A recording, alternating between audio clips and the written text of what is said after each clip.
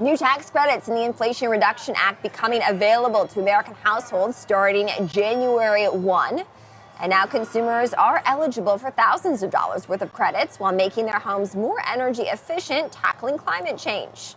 Joining me now is David Peters, an accountant and financial advisor. David, I think you've been reading in on this. What are some of the best ways for consumers to make the most of this opportunity?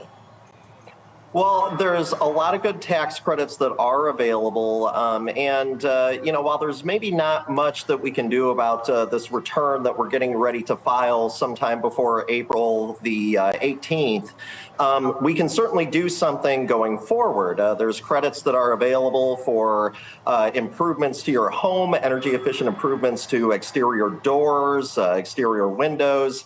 And also, if you're in the market for an electric car, there's some tax credits that you can take advantage of there as well.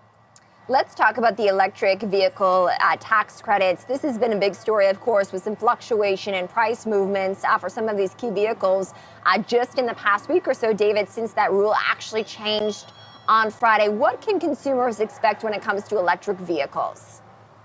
So there's two different versions of the credit now, if you buy a new electric car, then the credit is up to $7,500. And when I say a credit, I mean a dollar for dollar reduction in your tax liability. So in other words, if you owed $10,000 in taxes and you were to take a $7,500 credit, you would only owe $2,500. So it truly is dollar for dollar savings when we're talking about that. So it's up to $7,500 for a new electric car. If it's a used electric car, then it's only a $4,000 credit.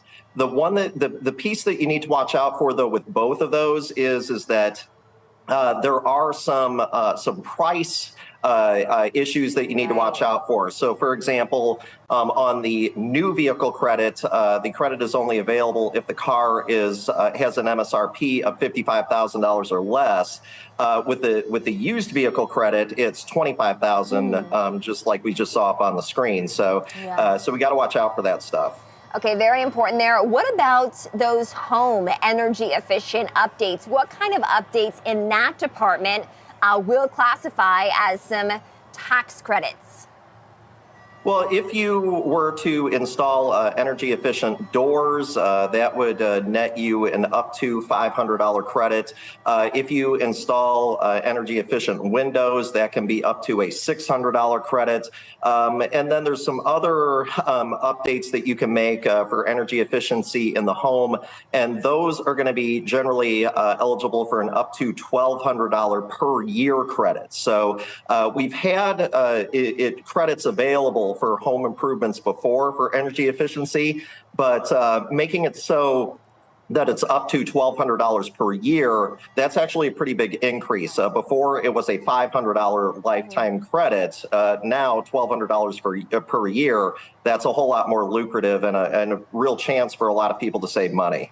And so let's just clarify, too, can any of these items be written off, or do they apply for credits here in this tax filing season that's currently underway, or do Americans have to wait until next year when they actually file their taxes for 2023?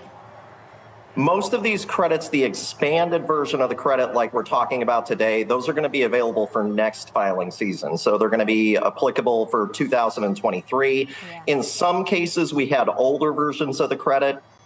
For example, with the previous clean vehicle credits for cars, David, those are going to be at the lesser amounts. All right, I'm going to jump in here. We're tight on time. David Peters, an accountant and financial advisor. David, thank you for those tips and insight.